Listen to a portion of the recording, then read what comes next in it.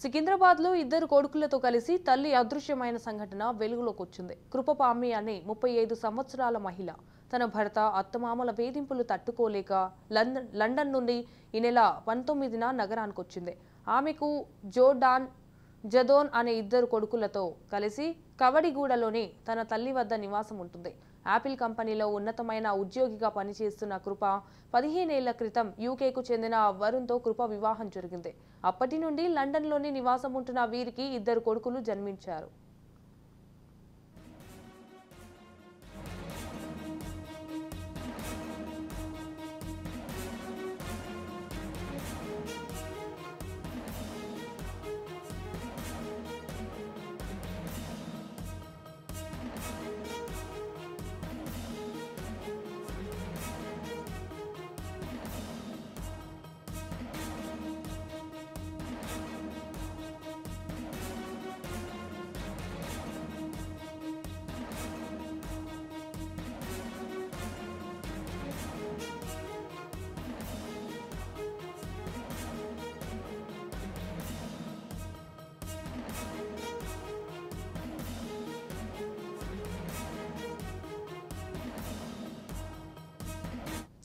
ఈ నెల 25న ఆమె భర్త వరుణ్ కవాడిగూడలో ప్రత్యక్షం అవ్వడంతో తనను లండన్కు తీసుకువెళ్లి మళ్లీ వేధింపులకు పాల్పడతానని భయపడి తన ఇద్దరు కొడుకులతో కలిసి ఆటోలో ఎక్కడికో వెళ్లిపోయింది.